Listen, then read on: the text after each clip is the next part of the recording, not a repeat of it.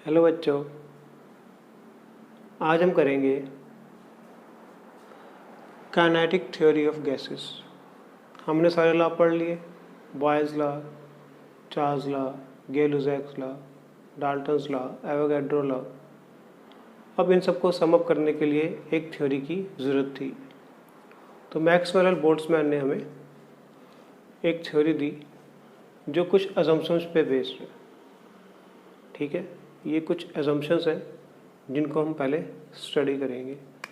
पहला ये कि gases are made up of molecules or atoms. Volume occupied by these molecules is almost negligible as compared to the volume of container. ये बहुत ही important point है। वो ये assume करके चलते हैं कि अगर ये कंटेनर है, इसके अंदर मॉलिक्यूल्स हैं गैस के, चारों तरफ फैले हुए हैं, बट उनको अगर हम इकट्ठा कर लें और एक जगह रख दें तो ये जो वॉल्यूम ऑक्यूपाई कर रहे हैं ये इस कंटेनर के वॉल्यूम से ऑलमोस्ट नेग्लिजिबल है, एग्जिस्ट ही नहीं करता। ठीक है, मतलब volume of this molecule is negligible. यही पॉइंट जो है हम बाद में गलत साबित करेंगे। अभी तो हम बात कर रहे हैं काइनेटिक थ्योरी ऑफ गैसेस की अजम्पशंस की, जो ये मान के चलती है कि सारी गैसेस क्या हैं, आइडियल गैसेस हैं। पहले भी हम बात कर चुके बच्चों, आइडियल दुनिया में कुछ नहीं होता। जैसे कि एक सोसाइटी है, हम माने कि वो आइडियल है, उसमें कोई क्राइम नहीं होगा, कुछ भी नहीं होगा, लेकिन ऐसा होता नहीं है। हम काफ़ी हद तक उसको आइडियल बनाने की कोशिश करते हैं लॉ एंड ऑर्डर से, बट फिर भी पूरी तरह आइडियल नहीं बना पाते। इस तरह कोई भी गैस आइडियल नहीं होती है। पढ़ते तो हमें कि आइडियल सिटीजन्स होने चाहिए, आइडियल कंट्री होनी चाहिए, लेकिन जब हम प्रैक्टिकली जाके देखते हैं बाहर तो ऐसा हमें कुछ नहीं मिलता है ना। इसी तरह हम ये एज्यूम करके चलते हैं कि हर गैस आइडियल है, लेकिन एक्चुअल में ऐसा है नहीं। तो ये थ्योरी जो है इनको आइडियल गैसेस को लेकर चलती है और ये कहती है कि जो वॉल्यूम मॉलिक्यूल्स ने ऑक्यूपाई किया है वो नेग्लिजिबल है ही नहीं, एग्जिस्ट ही नहीं करता as compare to the volume of the container. ठीक है, जो बाद में गलत साबित करेंगे, अभी तो हम इसको स्टडी कर रहे हैं। ओके,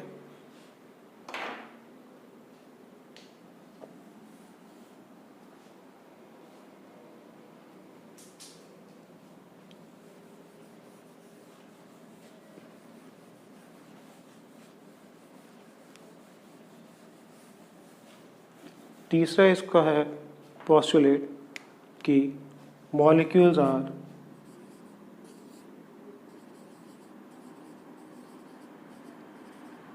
इन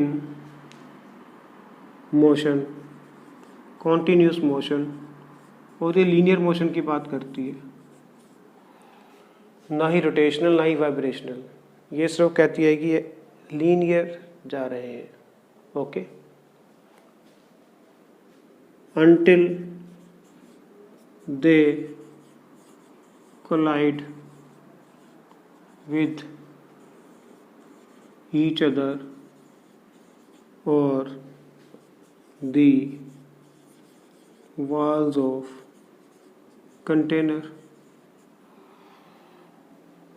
ये मोशन में जाते हैं, लीनियर मोशन होता है, फिर एक कोलाइड करते हैं तो इधर चले जाते हैं, रैंडम हो जाते हैं। लेकिन ये थ्योरी मान के चलते हैं कि ये मोशन जो है ये लीनियर है। ओके, फोर्थ पॉइंट है, जो ये कोलिजन्स होते हैं they are perfectly elastic. Collisions are perfectly elastic.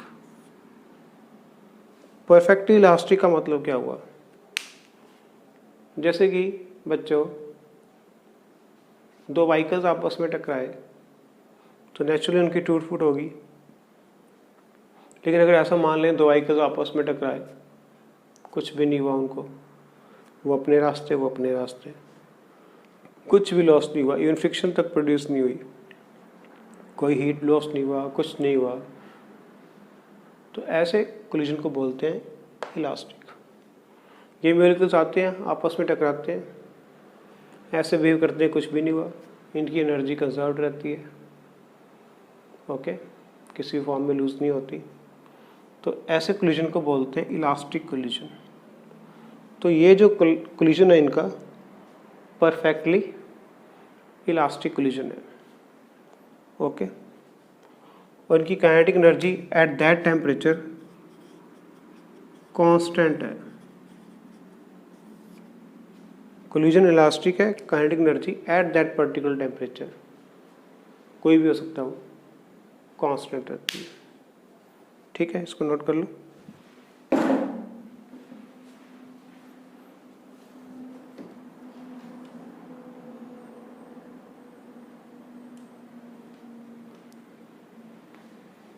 कर लिया? रब कर दो।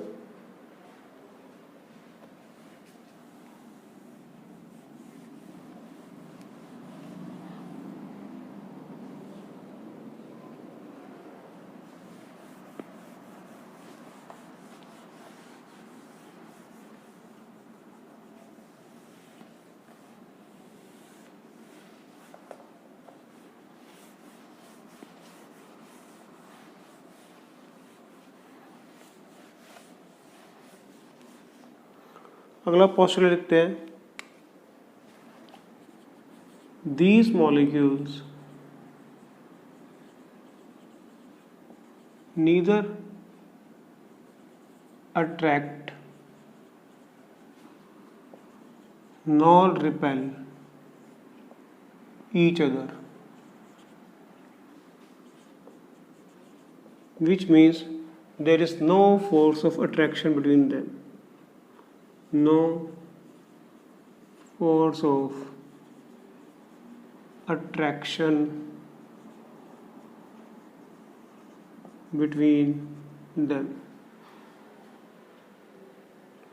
वो ऐसे बिहेव करते हैं जैसे एक दूसरे को जानते नहीं हो। जैसे हम एक बस में चढ़ जाते हैं, वहाँ हमें कोई नहीं जानता, तो ना ही हम किसी से अट्रैक्टेड हैं, ना ही हम किसी से को रिपेल कर रहे हैं, बस एक अजनबी की तरह है, कोई बीच में अट्रैक्शन नहीं है। हमारा स्टेशन आएगा, बस स्टॉप आएगा तो हम उतर जाएंगे। ऐसे ये बिहेव करते हैं, इनमें कोई फोर्स और अट्रैक्शन नहीं है। ये थ्योरी एज्यूम करती है, लेकिन बाद में ये पॉइंट भी गलत करेंगे हम। फिलहाल हम ये एज्यूम करके चल रहे हैं कि उन मॉलिक्यूल्स के बीच में कोई भी फोर्स और अट्रैक्शन नहीं है। ठीक है, जो काइनेटिक एनर्जी है is directly proportional to absolute temperature. Temperature पे डिपेंड करती है। एब्सोल्यूट का मतलब क्या होता है मैं पहले समझा चुका हूँ फर्स्ट लेक्चर में, सॉरी सेकेंड लेक्चर में है ना, 4 साल आ गया था। तो काइनेटिक एनर्जी जो होती है is directly proportional to absolute temperature. और जो ये प्रेशर है एक्सर्ट करते हैं is equal to number of collisions. Okay, at that particular time and at that particular temperature. ठीक है, सिंपल है। और एक पॉइंट और लिख लेते हैं, force of gravity has no effect on them. अगर ग्रेविटी इफेक्ट करती तो ये नीचे सेटल हो जाते हैं, कभी सेटल ही नहीं होते, इधर उधर घूमते रहते हैं, इसलिए फोर्स ऑफ ग्रेविटी का इन पे कोई जोर नहीं चलता। ठीक है, इसमें दो इम्पोर्टेंट है, एक तो फोर्स ऑफ अट्रैक्शन और दूसरा नेग्लिजिबल वॉल्यूम, जिसकी बात हम बाद में करेंगे डिटेल में जब हम रियल गैसेस की बात करेंगे। तो ये तो है postulates of kinetic theory of gases.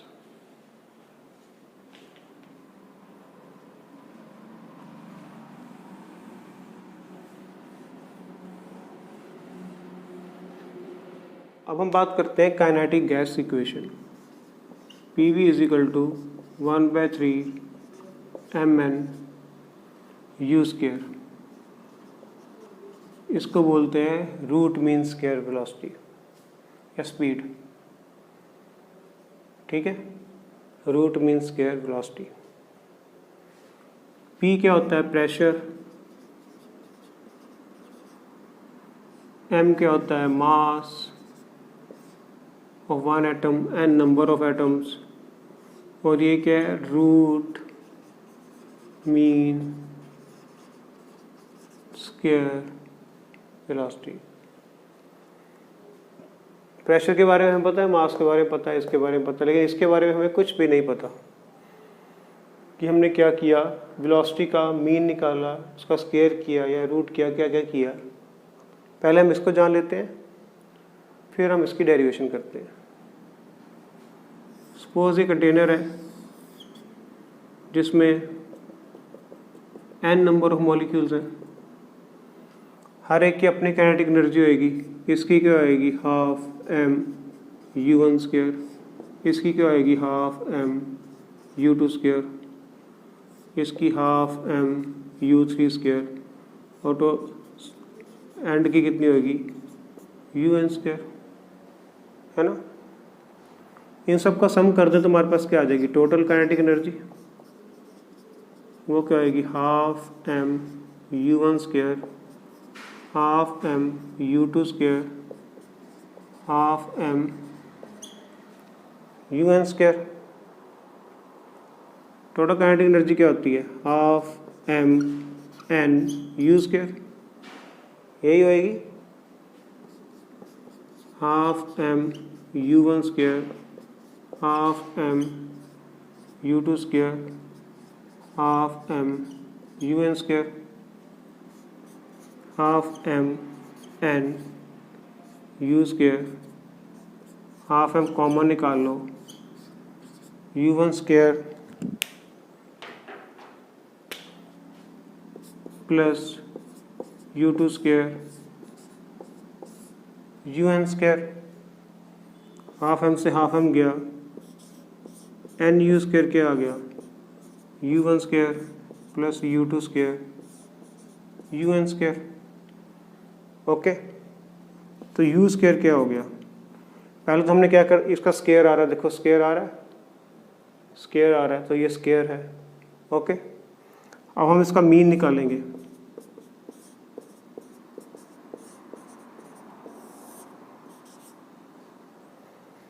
Some of the terms upon number of the terms क्या होता है? मीन होता है। तो हमारे पास क्या आ गया? मीन भी आ गया। ठीक है, ये यू स्क्वायर था, अगर हम यू लिख दें इसको तो किस में चला जाएगा? रूट में।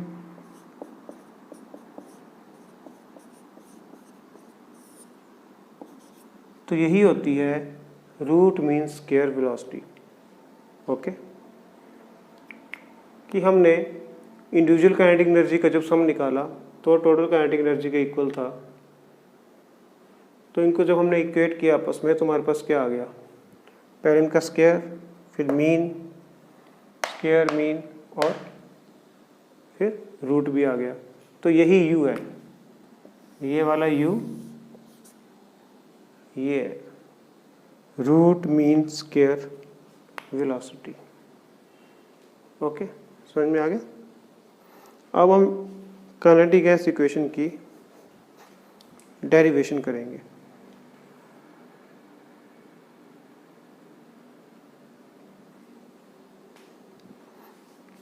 इसको ड्राइव करने की कोशिश करते हैं। बस ये जानने के लिए डेरिवेशन है, हमसे पूछेगा कोई नहीं इसके बारे में, बट हमें पता होना चाहिए कि कैसे कैसे आ रहा है, जिससे हमारे को टिप्स लर्न हो जाते हैं और वहाँ आसानी होती है करने में। और इसका पर्पस कुछ भी नहीं है, जस्ट आपको मेमोराइज करने के लिए थिंग्स कि कैसे कैसे याद होंगी, इसलिए हम डिराइव कर रहे हैं इसको। ओके, हम डिराइव करेंगे कि ये इक्वेशन कैसे आई।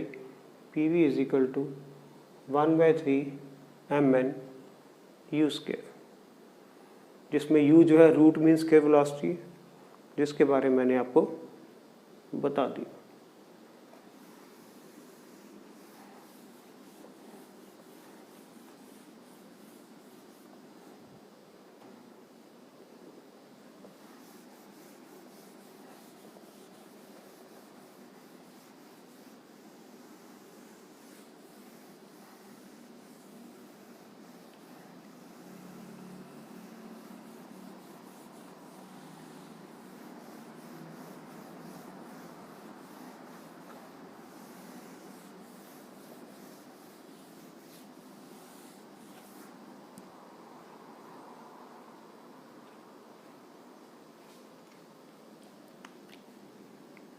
मान लो एक कंटेनर है हमारे पास,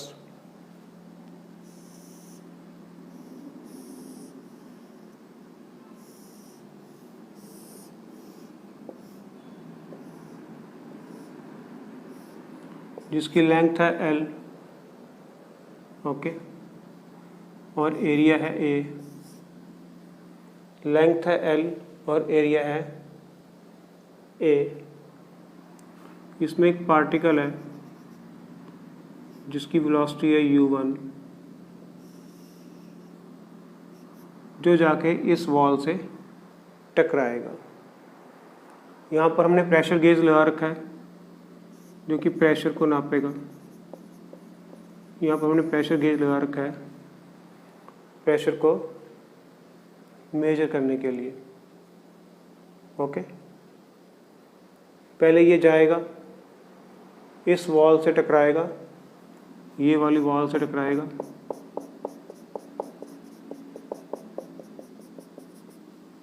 ओके।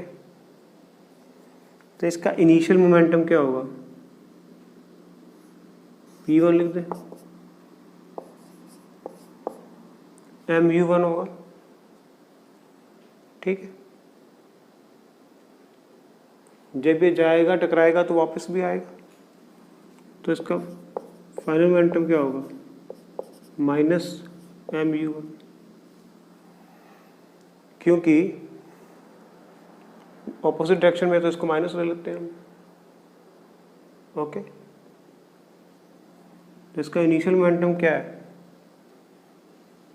तो इसका mu1 फाइनल मोमेंटम क्या है, -m1। तो rate of change of momentum क्या हो जाएगा, P1 - P2 ले लो, mu1 माइनस, तो ये क्या आ जाएगा, mu1 प्लस mu1, जो मिलके क्या बनाएगा, 2mu1।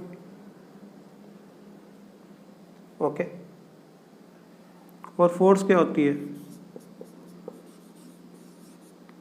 ma, a क्या होता है, v - u/t, यही होता है। तो अगर यहाँ पुट कर दें m v - u/t, तो ये क्या हो जाएगा, mv - mu/t।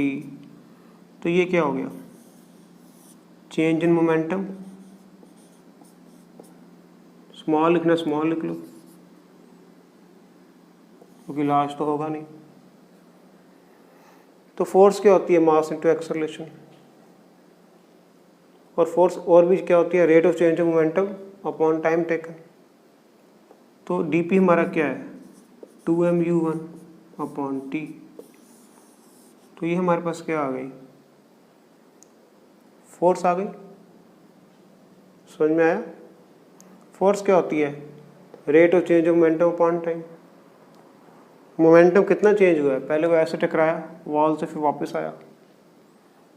ओके, तो ये हमारे पास क्या आ गई, फोर्स।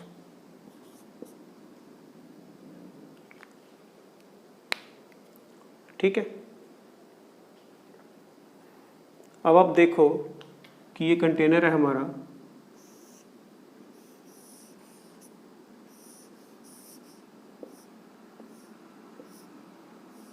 इसकी लेंथ L है,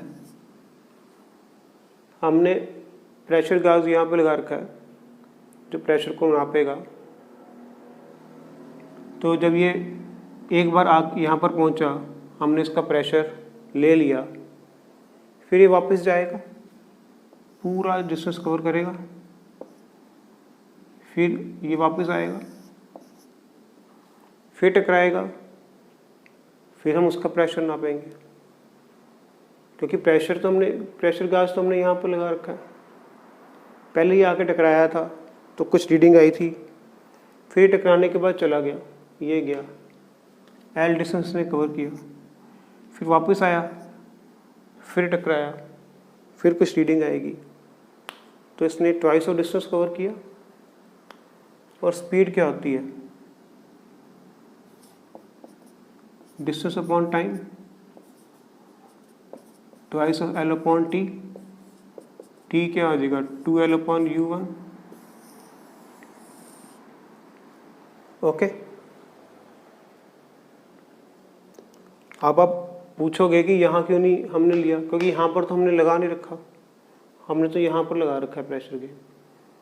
ठीक है, तो हमें तो जब ये जाएगा फिर वापस आएगा तभी पता लगेगा हमें। तो ये T की वैल्यू हम यहाँ पुट कर देते हैं, तो क्या हो जाएगा, 2mu1 upon 2L into U1, 2 से 2 कट गया, mu1 स्क्वायर अपॉन L आ जाएगा। तो फोर्स हमारे पास किसके इक्वल आ गई, mu1 स्क्वायर अपॉन L।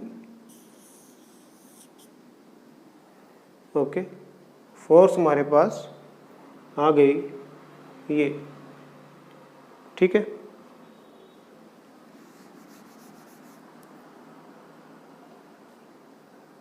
अब हम प्रेशर की बात करते हैं। प्रेशर क्या होता है, फोर्स अपॉन एरिया। फोर्स कितनी है, mu1 square upon L into A. अब एरिया इंटू लेंथ क्या होता है, एरिया इंटू लेंथ होता है बेटे वॉल्यूम। ओके, तो प्रेशर क्या बन जाएगा, mu1 square upon V। Okay, यही बनेगा mu1 स्क्वायर अपॉन V। ये हमारा क्या आ गया, प्रेशर। ओके,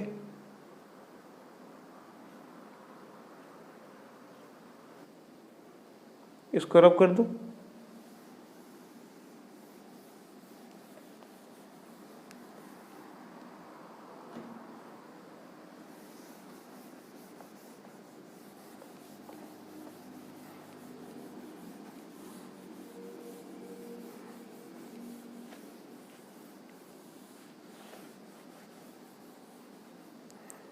अब 1 मॉलिक्यूल के लिए तो ये आ गया है ना। सेकंड मॉलिक्यूल के लिए क्या आएगा, प्रेशर।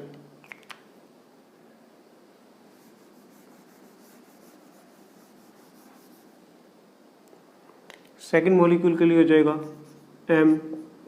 mu2 square. थर्ड के लिए क्या हो जाएगा, mu3 स्क्वायर। n मॉलिक्यूल्स के लिए क्या हो जाएगा, n। तो इनको अगर हम ऐड कर दें तो टोटल प्रेशर आ जाएगा तो प्रेशर क्या हो जाएगा, mv u1 square u2 square un square for n number of molecules. Okay, n से मल्टीप्लाई कर देंगे n नंबर ऑफ मॉलिक्यूल्स। और ये क्या है, अभी हमने बात की थी, इसको हम मान लेते हैं रूट मीन स्क्वायर वेलोसिटी। ठीक है, इसको क्या लेते हैं हम, रूट मीन स्क्वायर वेलोसिटी। ठीक है, अब हमने जब बात की थी कंटेनर की, बात की थी हमने,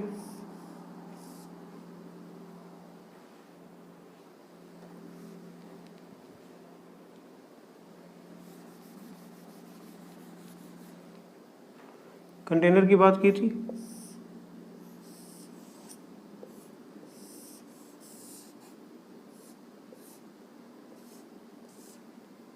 हमने बात की थी कि ये ऐसे चल रहा है। अब आप देखो इसकी 3 एक्सिस है, एक्स वाई एंड जेड, ये 3 एक्सिस है, जैसे मर्जी देख लो, ऐसे देख लो। ठीक है, एक्स वाई एंड जेड। तो ये हमने सपोज एक्स एक्सिस पे निकाला, अभी वाई पे भी बाकी है, जेड पे भी बाकी है। तो जो हमने निकाला वो 1/3 है। टोटल तो 3 एक्सिस पे मॉलिक्यूल कहीं भी जा सकता है, हमने सिर्फ एक एक्सिस की बात की है 3 में से, तो हमने 1/3 बात की है। तो हम यहाँ पर लिख सकते हैं P = 1/3 mn u square upon v, या PV = 1/3 mn u स्क्वायर। तो ये हमारी डेरिवेशन है, यही हमें चाहिए था। ये बात समझ में आ गई कि ये जो कंटेनर था इसकी 3 एक्सिस होंगी। ठीक है, इसको आगे हम बढ़ाएंगे ऐसे, तो एक कंटेनर बनने लग जाएगा। इसको आगे एक्सटेंड कर दो, इसको मिला दो, तो कंटेनर बनने लग जाएगा ये। ठीक है, तो ये इसकी 3 एक्सिस है। हमने एक की बात की है इसलिए 1/3 लगा दिया। तो हमारे पास क्या आ गया, PV = 1/3 mn u square. Okay, तो this is called kinetic gas equation. अगर हम मान लें नंबर ऑफ मोल्स 1 है, तो PV क्या हो जाएगा, 1/3 mu स्क्वायर। ओके, यही हो जाएगा। सपोज मैं इस पूरी इक्वेशन को 2 से मल्टीप्लाई करता हूँ, 2 से डिवाइड करता हूँ,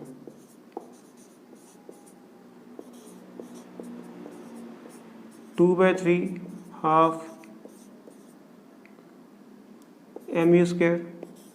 तो PV क्या हो जाएगा, 2/3 काइनेटिक एनर्जी, क्योंकि हाफ mv स्क्वायर क्या होता है, तो काइनेटिक एनर्जी होती है। तो इस तरह से पोटेंशियल, जो प्रेशर वॉल्यूम है वो काइनेटिक एनर्जी के इक्वेट हो गया। इसको अगर आगे लेके चलें,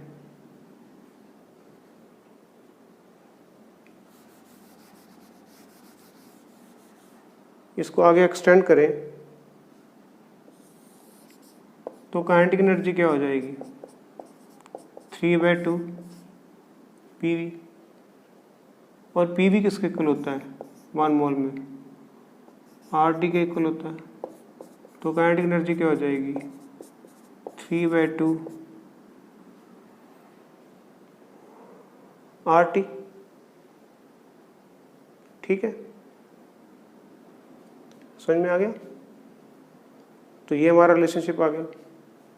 इसमें 3/2 भी कांस्टेंट है, R भी कांस्टेंट है, तो काइनेटिक एनर्जी क्या होगी। तो ये हमने जब उसके पोस्टुलेट्स किए थे, अजम्पशंस की थी, तो उसमें बोला था काइनेटिक एनर्जी जो है डायरेक्टली प्रोपोर्शनल टू टेम्परेचर है, जो हमने प्रूव कर दिया। ओके, समझ में आ गया?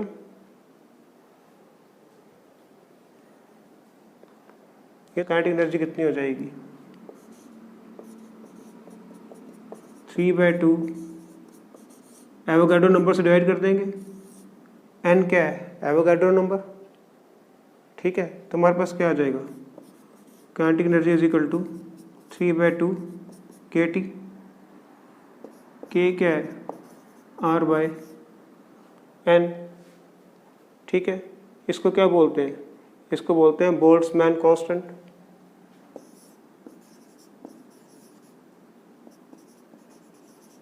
बोल्ट्जमैन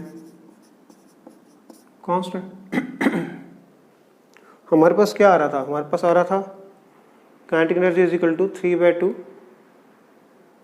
RT, तो R/n आ गया। तो R/n क्या होता है? कि बोल्ट्जमैन कांस्टेंट, इसकी वैल्यू होती है 1.38 इंटू 10⁻⁻16 अर्ग्स, ठीक है। तो हमारे पास एक नया चीज़ आ गई, बोल्ट्जमैन कांस्टेंट, जिसकी वैल्यू है 1.38 इंटू 10⁻⁻16। तो ये हमारी डेरिवेशन का थोड़ा आगे का एक्सटेंशन है। क्या एक्सटेंशन है? कि पोटेंशियल एनर्जी, प्रेशर और वॉल्यूम जो हमारे पास आया था, क्या आया था? पीवी क्या आया था? 1/3 mv²। इसको 2 से हमने मल्टीप्लाई किया, 2 से ही डिवाइड किया, और 2/3 यहाँ पर ले लिया, 2 को इधर ट्रांसफ़र कर दिया। तो ½ mv² क्या होता है? Kinetic energy. तो हम इसकी जगह काइनेटिक एनर्जी लिख सकते हैं। काइनेटिक एनर्जी क्या हो जाएगी? 3/2 pv, और pv किसके इक्वल होता है? RT। ये दोनों कांस्टेंट है, इसलिए काइनेटिक एनर्जी क्या हो जाएगी? डायरेक्टली प्रोपोर्शनल टू टेम्परेचर, ठीक है। और यहाँ से अगर हम ले लें कि हम इसको एवोगाड्रो नंबर से डिवाइड करते हैं, तो हमारे पास R/n जो कि k होता है, एक नया कांस्टेंट आ गया, बोल्ट्जमैन कांस्टेंट। इसकी वैल्यू होती है 1.38 इंटू 10⁻⁻16 अर्ग्स। तो आपने बस ये बातें याद करनी है, एक ये याद करनी है, एक ये याद करनी है, एक ये याद करनी है, ये याद करनी है,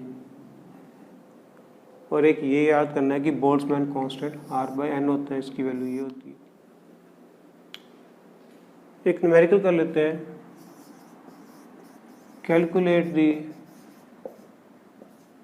average kinetic energy per mole of CO2 gas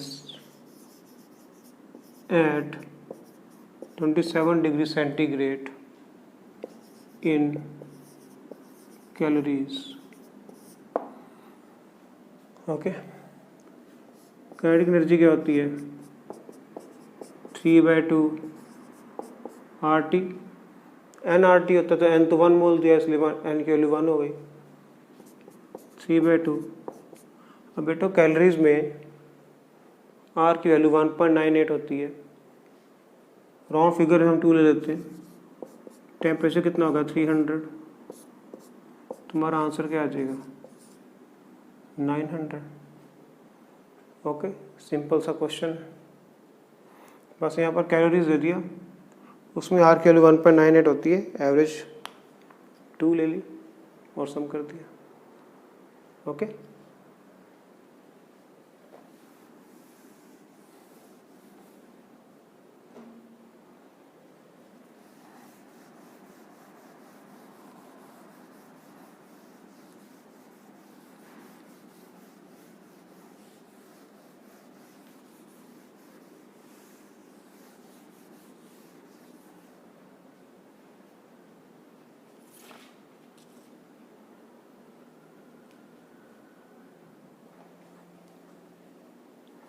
एक और न्यूमेरिकल देख लो। At what temperature kinetic energy of gas molecules is half of its value at 327 degree centigrade. Option है 127, 27, 98, 135। ठीक है, इसको करते हैं। हमारा फॉर्मूला क्या है? काइनेटिक एनर्जी क्या होती है? हाफ एम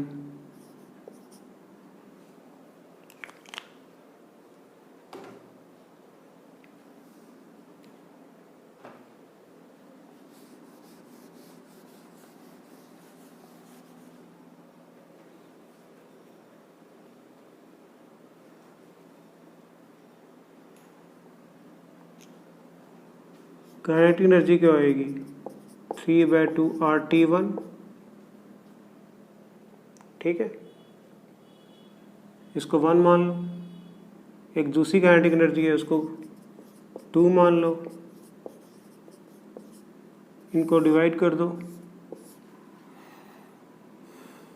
ये अगर x है तो ये इसका x/2 है।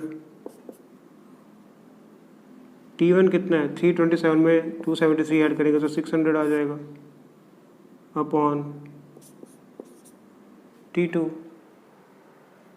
x से x गया, 2 upon 1 is equal to 600 upon T2। T2 कितना आ जाएगा? 600 अपॉन 2, 300 केल्विन। 300 में से 273 माइनस कर दोगे तो 27 डिग्री सेंटीग्रेड आ जाएगा। ये सारे डिग्री सेंटीग्रेड में दिए हुए थे, तो ये हमारा ऑप्शन है। आसान है ना? पहले हमने उसको 1 मान लिया, दूसरे को 2 मान लिया, आपस में डिवाइड कर दिया। इसकी उससे हाफ थी तो x/2 हो गया, 2 ऊपर चला गया और हमारा आंसर आ गया। ठीक है, तो ये थी बच्चों kinetic gas equation and kinetic theory of gases.